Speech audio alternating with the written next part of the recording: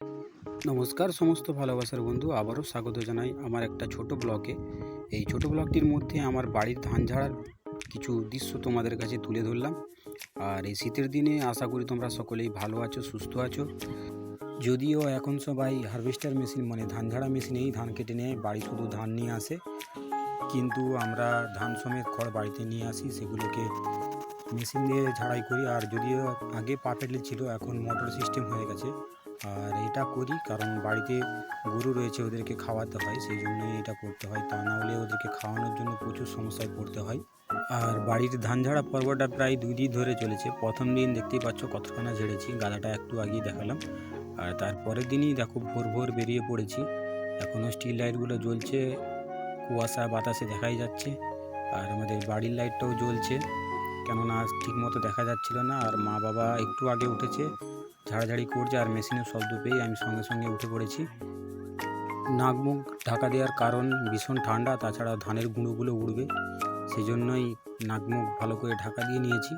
আর হাওয়াও যেহেতু প্রচুর পরিমাণে দিচ্ছে, সেই জন্য ঠান্ডাটাও কম লাগবে, সেই জন্য আরও একটু সেফটি প্লাস। কোন জায়গাতে এখনও বেশি পরিমাণ এরকম ম্যানুয়াল মেশিন দ্বারা ধান ঝাড়া হয় অবশ্যই কমেন্টে জানিও। আর কে কোথা থেকে দেখছো অবশ্যই জানিও।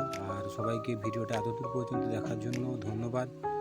তোমাদের সকলের ভালোবাসায় 1000 সাবস্ক্রাইবার আমি পার করে ফেলেছি।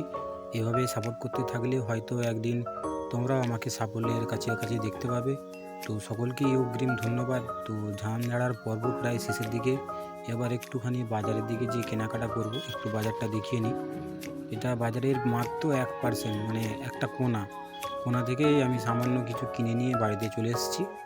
আর এবারে মুড়ি টুড়ি খাওয়া দাওয়ার পর আবার ধান ঝাড়তে লাগবো। দেখো কত সুন্দর সুন্দর ফুলের চারা এসেছে বাজারে, প্রত্যেক বছরই আসে, তো এবছরও এসেছে, সব রকম চারাই রয়েছে।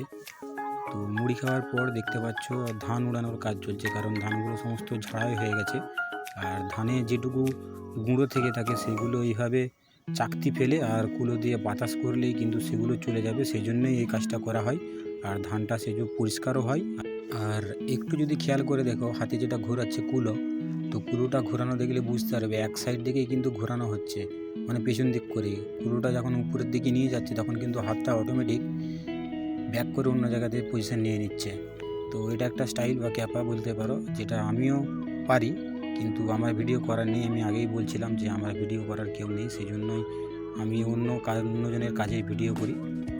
আর যাই হোক, তো ঠান্ডায় একটু নিজের সবাই খেয়াল রেখো, ঠান্ডা গরম জল মিশিয়ে চান করো, তাতে ঠান্ডাও কম লাগবে আর শরীরটাও ভালো থাকবে। তো সকলেই যদিও জানো, কিন্তু যেহেতু তোমরা আমার এই ভিডিও দেখো, তোমাদের খেয়াল রাখা কিন্তু আমার দরকার বা প্রয়োজন, সেই জন্যই তোমাদেরকে কিছু কিছু বাড়তি কথাও বলি। তো যাই হোক, বাড়তি কথা না বললে আলাপ পরিচয় বাড়বে কোথা থেকে। তো এই সমস্ত কাজ কিন্তু আমাকে বেশ ভালোই দেখতে লাগে। আর এই কাজটা আমি এখন দাঁড়িয়ে রয়েছি, একটু রেস্ট নিচ্ছি, সেই জন্যই ভিডিও করলাম।